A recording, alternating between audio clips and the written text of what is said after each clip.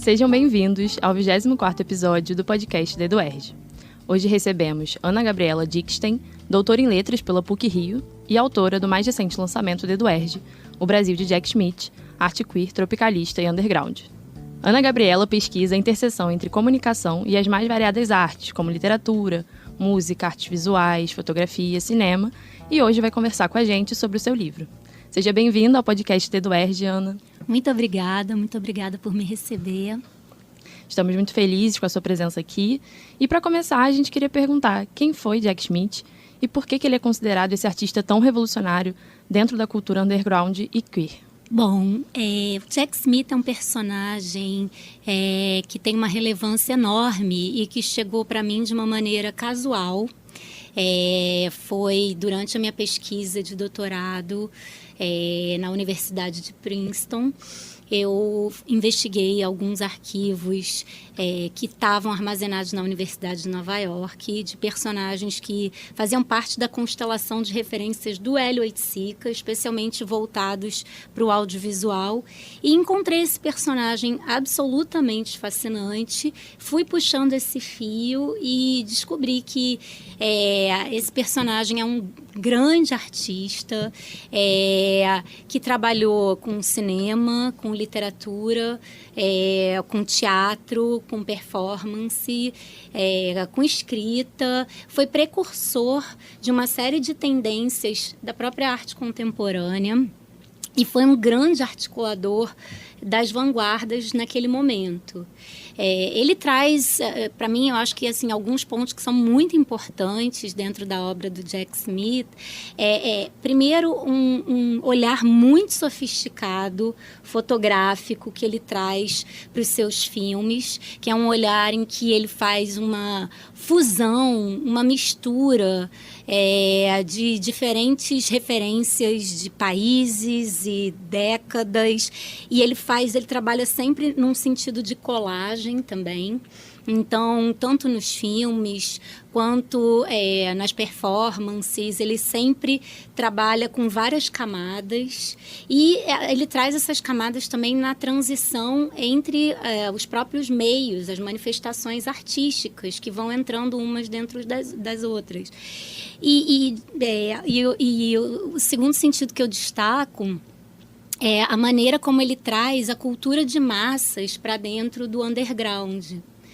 Porque ele era apaixonado pela Hollywood dos anos 30 e 40, especialmente por uma diva, uma atriz dominicana chamada Maria Montez, e os filmes B, de uma certa cinematografia B que ela fazia, e ele traz esse repertório, renovando a cultura underground naquele momento. E ele fascina grandes personagens do mainstream, né? Ele articula grandes movimentos lá dentro, então eu acho que ele tem uma importância enorme e uma obra linda também. Na pesquisa, você menciona justamente como ele é um artista difícil, né, de categorizar, de enquadrar numa caixinha, né, transitando entre o cinema, a fotografia, a performance, enfim, diversas formas de expressão. E o seu livro é o primeiro em língua portuguesa a tratar, né, desse artista, do Jack Schmitt. Eu queria te perguntar, inclusive, você já falou da Maria Montez, que é a referência dele para Flaming Creatures, né, que é o considerado o filme mais famoso dele, né, tanto pelo impacto estético quanto pelas polêmicas que gerou. O que torna essa obra tão revolucionária e por que ela foi alvo de censura, né, nos Estados Unidos? Bom, Flaming Creatures foi um filme que chegou assim, dando um certo...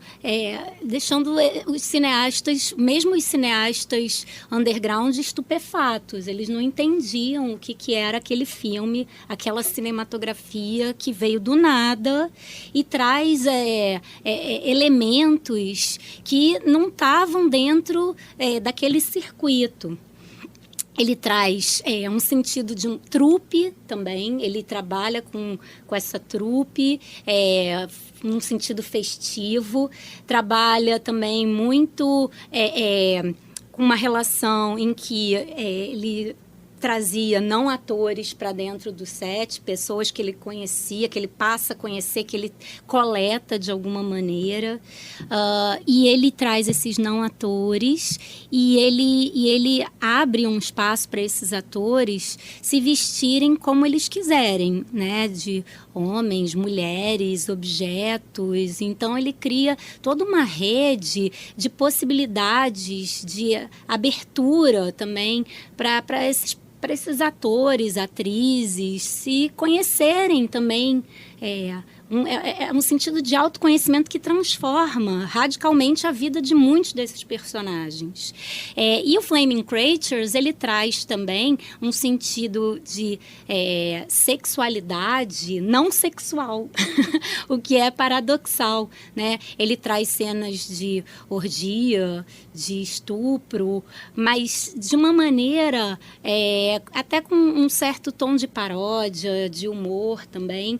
E a Susan Sontag, ela escreve um artigo sobre o filme, elogiando o filme, mas trazendo um olhar, associando um pouco o filme a uma certa obscenidade, né?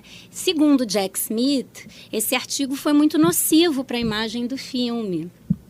E traz uma interpretação sobre o filme que era uma interpretação que não tinha sido planejada.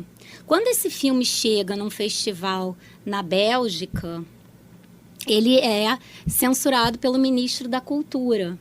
E aí ele vai ser censurado também nos Estados Unidos. E aí começa um périplo, né? Outros filmes também foram censurados, mas o Flaming Creatures, ele se tornou uma espécie de marco, né? Ele passava clandestinamente em universidades. Personagens como Jonas Mekas e o Ken Jacobs foram presos tentando passar o filme. Criou uma série de cisões e mudou a vida do próprio Jack Smith, que ficou encalacrado com questões judiciais por muito tempo e mudou o tipo de manifestação artística que ele começou a fazer. Puxando o gancho para a nossa próxima pergunta, eu queria justamente entender como é que é a obra dele, né, de um cara que viveu e teve a sua carreira ali entre a década de 60 e o final da década de 80, né? Como a obra dele dialoga hoje com os debates contemporâneos da teoria queer. A obra dele é muito precursora, né? Ele colocou o próprio corpo dele em jogo.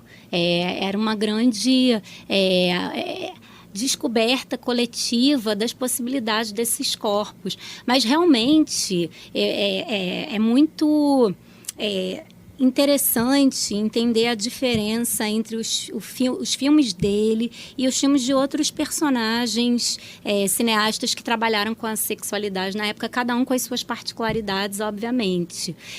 O Jack Smith traz essa questão anti-heteronormativa de uma maneira muito intensa. Ele tem um filme que se chama Normal Love, em que as pessoas têm uma liberdade de corpo muito grande. Realmente essa questão da superação da heteronormatividade é muito forte, embora ele não tivesse qualquer tipo de conexão filosófica ou tentativa de nomear, o que ele fazia, muito pelo contrário. Ele queria se distanciar. Na verdade, ele foi alijado de muitos movimentos gays, de muitos grupos que tinham a sua própria normatividade também. Ele procurou se colocar sempre, ou se colocar, ou foi colocado à parte, e realmente ele era um personagem que trazia uma essência, eu não gosto dessa palavra, mas era um pouco isso, uma essência queer.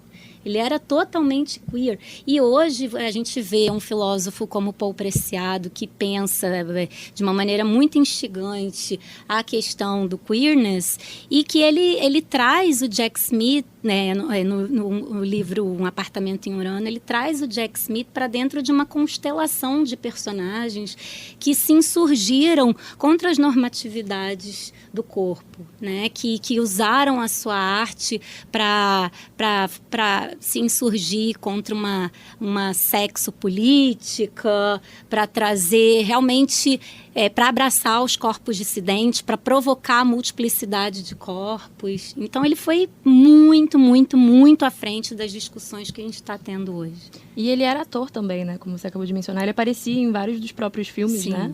Eu acho que isso é bem característico também dos anos 60 e 70, também desse sentido de trupe, de você fazer os filmes uns dos outros, pegar câmeras. O Ken Jacobs foi um personagem fundamental para ele, eles começaram juntos, Ken Jacobs emprestou a câmera para ele fazer os primeiros filmes.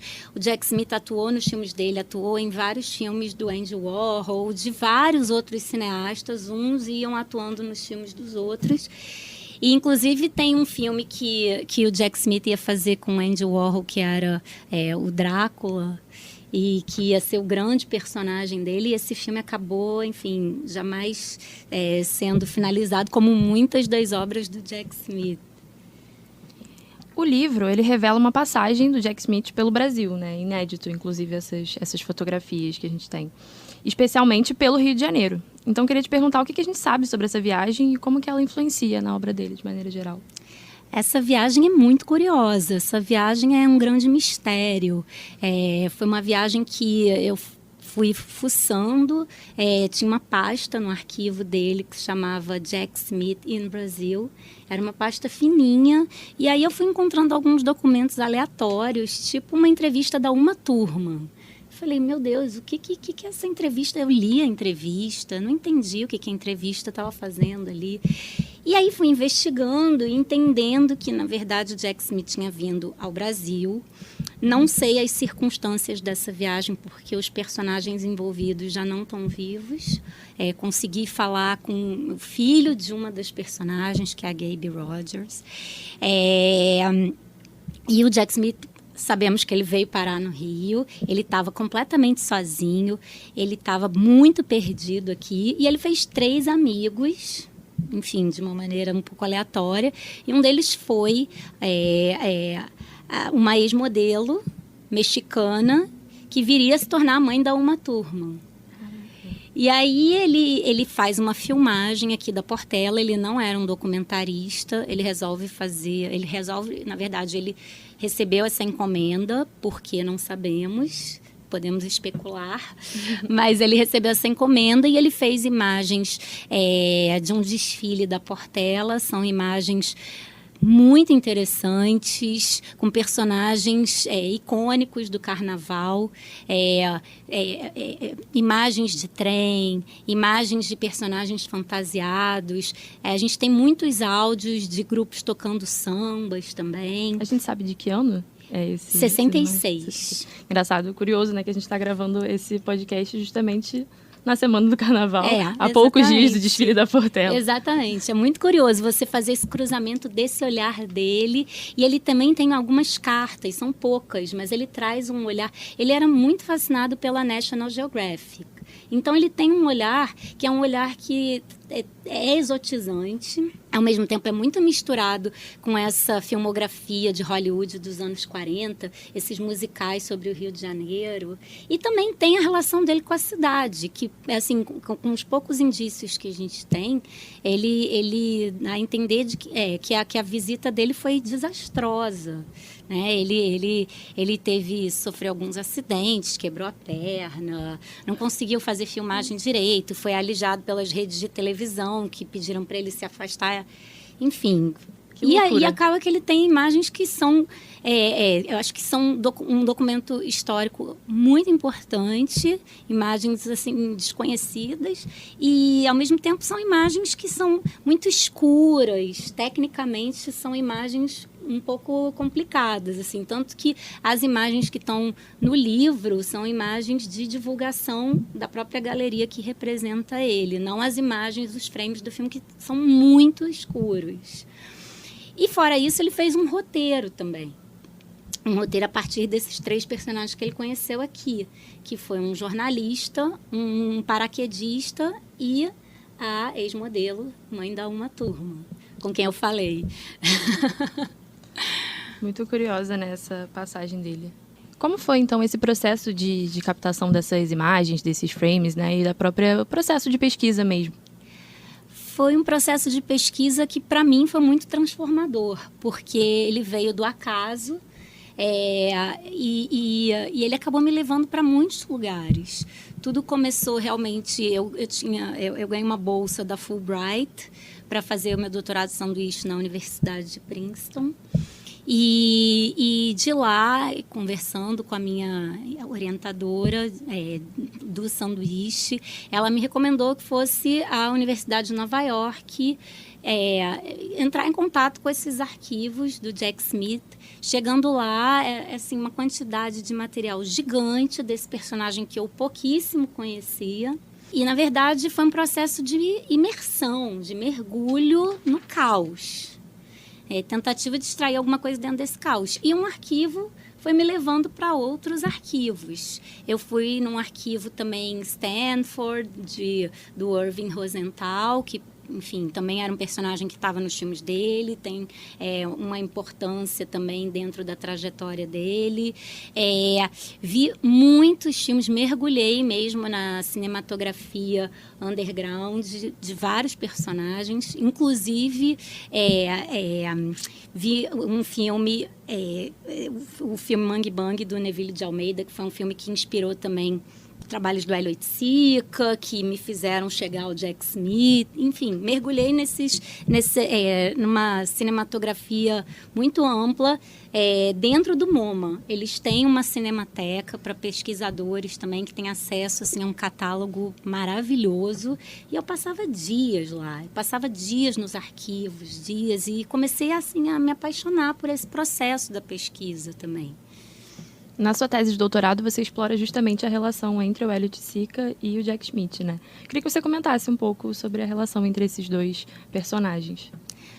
Bom, realmente a tese ela tem uma perspectiva diferente porque ela trabalha com essa relação, né? Eu cheguei ao Jack Smith por causa do Hélio Oiticica. O Hélio Oiticica, quando ele vai para os Estados Unidos passar um período lá, e quando ele chega aos Estados Unidos ele estava muito tomado pela ideia de cinema, de fazer cinema. Ao mesmo tempo, ele era muito tomado por todas as artes, né? Ele estava muito fascinado com as manifestações artísticas de Nova York, aquele momento muito efervescente das artes, em contraponto à dureza da ditadura militar no Brasil, obviamente, ao lado de uma grande riqueza artística também. Mas ele vai para lá e fica completamente fascinado com aquele novo universo. E ele era muito verborrágico, ele escrevia muito, fazia muitas cartas, reiterava as impressões dele. E ele contava nessas cartas tudo que ele estava assistindo, tudo que estava tocando a ele. E ele manda cartas para vários personagens que a gente conhece, né? A Lygia Clark, o Ali Salomão, tem um personagem um amigo dele chamado Luiz Fernando Guimarães, que não é o ator, né? Mas ele tem muitos interlocutores em que ele vai falando dessas manifestações e no começo de 71, especialmente no primeiro semestre, ele fica fascinado pelo Jack Smith. Ele fala que é o personagem que mais está interessando a ele. E essa relação, ele tem um livro do Ali Salomão que fala que o Hélio já tinha visto o Flaming Creatures no Brasil N vezes. E ele chega nos Estados Unidos e assiste as performances do Jack Smith no loft dele, ele fica fascinado. E aí se desenvolve essa relação, que é uma relação em que também, obviamente, a gente não sabe dos detalhes, mas que eles passam uma noite juntos e conversam sobre a arte, sobre as referências deles. E o Hélio Oiticica coloca nessas cartas, ele traz muito Jack Smith para uma certa linhagem tropicalista também. Ele chama o Jack Smith de tropicalista amargo, de tropicalista nórdico. Em outros momentos, ele chama o Jack Smith de pré- ou pós-tropicalista. De alguma maneira, ele traz um pouco o Jack Smith para essa possibilidade, né, para o Hélio. tropicalismo era também muito o não conformismo, a ousadia, essa possibilidade de você fazer um cruzamento das artes, trazê-las de uma maneira crítica também, pensar, ter uma consciência sobre as artes e fazê-la de uma maneira experimental. E o Jack Smith era radicalmente experimental. Então, essa relação foi uma relação, para o Hélio Oiticica, muito prolífica, porque também trouxe alguns elementos importantes para ele criar o que ele chama de quase cinemas, que é um grupo de obras em que ele trabalha com fotografia, com slide, com música, que ele faz uma certa desconstrução de um cinema mais industrial. O livro, ele apresenta uma abordagem, né, inovadora também, de certa forma, ao incluir trilha sonora sugerida para cada capítulo. Como essa ideia surgiu e qual a importância da música no universo estético do Smith? Bom, a música para o Jack Smith é fundamental. Quando ele passou a fazer obras vivas que não tinham edição final, e isso foi por causa da censura ao Flaming Creatures, que ele começa a não querer colocar um formato definitivo nas manifestações dele, a música, ela também em termos de técnica, ele é muito precursor, porque ele vislumbra de alguma maneira esse trabalho que a gente vê hoje, por exemplo, dos VJs, né? Ele ditava música e som ao vivo, com slide, de uma maneira muito analógica. E a música, para ele, ela é fruto de uma pesquisa. A música é muito importante, a trilha sonora. E ela vai mudando, a cada apresentação ele vai mudando, ele vai fazendo a mistura dele. No Flaming Creatures tem um outro cineasta, que é o Tony Conrad, que também fez a trilha sonora. E geralmente é uma trilha sonora que mistura realmente referências de vários países, incluindo do Brasil. Então, ele traz o Brasil, mesmo antes da viagem. Tem alguns filmes que tem trilhas, tem Carinhoso, tem uma outra trilha também do Néstor Amaral. Então, ele traz o Brasil ali de alguma maneira. E como foi para você elaborar, né, essa trilha sonora sugerida pro início de cada capítulo? Assim, a trilha sonora sugerida, ela é curtinha, ela não é que nem essas super playlists de Spotify. Ela é realmente para acompanhar durante a leitura do capítulo, está disponível também. Mas essas trilhas, elas dialogam diretamente com os próprios capítulos. Então, as trilhas muitas vezes são tiradas dos filmes ou dos trabalhos do Jack Smith ou de outros personagens que aparecem por ali. Bom, o trabalho desse grande artista, né, do Jack Smith, ainda reverbera na arte contemporânea. Quais são os ecos que você vislumbra, né, enxerga do estilo dele e dessa abordagem, né, que você consegue identificar em artistas ou movimentos atuais? Eu vejo, assim, quando você faz uma pesquisa, você acaba criando um filtro em que você começa a ver o seu artista, seu personagem, seu objeto em tudo, né? Então, eu acho que o Jack Smith, ele foi muito pioneiro na ideia de uma arte participativa, de uma arte integrada, instalativa. Ao mesmo tempo, é difícil eu criar algum tipo de conexão mais direta, porque o que ele fez foi muito único. Isso pode parecer um clichê, porque claro que esses grandes artistas, eles são conhecidos pela raridade do seu pensamento, da sua prática. Eu acho que, assim, o que ele fez é único, realmente é único. Essa mistura que ele criou é muito própria. Isso, obviamente, resvala na arte contemporânea, que é uma arte em que a gente tem um cruzamento entre o que seria um cinema vivo, um cinema com trilha sonora ao vivo. A gente tem, por exemplo, as projeções, os videomappings, as projeções que vestem a arquitetura. mistura, ambiente, que era alguma coisa que ele fazia com o próprio corpo. Ele pegava o projetor e tentava alocar aquela imagem, dispor aquela imagem de uma maneira que dialogasse com o ambiente. Ele tem essa mistura um pouco de uma certa autoficção, de pegar o que ele faz e trazer um pouco as alegorias dele. Tem muito, os elementos estão aí, né? Aquela época é uma época muito profusa também, e eu acho que muitos artistas alimentam o que a gente vê na arte contemporânea hoje. Mas eu acho que a arte dele é muito própria também. Perfeito. Para a gente encaminhar o final da entrevista, eu queria te perguntar, para quem ainda não conhece Jack Schmidt, qual seria a melhor porta de entrada para se aproximar da sua obra e como o seu livro, especificamente, pode ajudar nessa aproximação?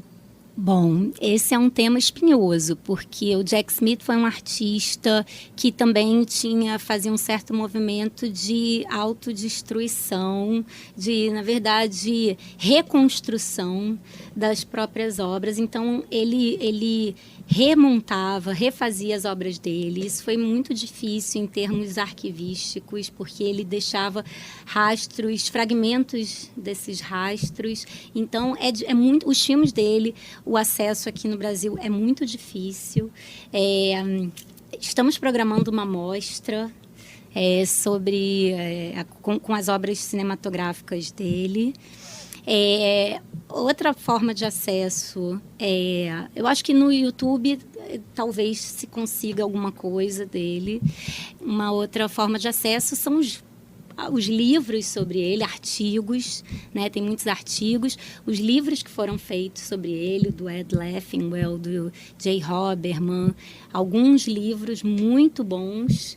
E esses livros, eu imagino que eles estejam acessíveis também para serem adquiridos em lojas na internet, na Amazon, né? Mas, assim, tem que querer acessar a obra dele, né? É difícil, é realmente uma obra de difícil acesso, assim.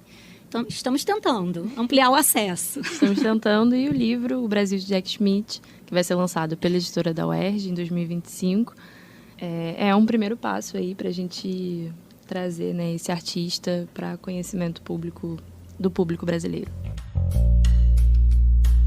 Esse foi o 24º episódio do podcast Dedo UERJ. Ana, muito obrigada por ter aceitado o convite e por compartilhar essas reflexões com a gente. A gente agradece muito a sua participação e desejamos todo sucesso com o livro. E lembrando aos ouvintes, o lançamento de Jack Schmidt, que vai acontecer no dia 25 de março, uma terça-feira, na Livraria da Travessa de Botafogo. Eu vou bater um papo com o Fred Coelho na ocasião. E a gente espera todos vocês. Muito obrigada, Laís. Adorei estar aqui com você. Então a gente espera todos lá no dia 25 de março de 2025, às 7 horas, na Livraria da Travessa de Botafogo. O podcast Dedo UERJ tem a apresentação de Laís Barreto, revisão de Ricardo Zentigraf e edição de Ramon Lemes. Até o próximo.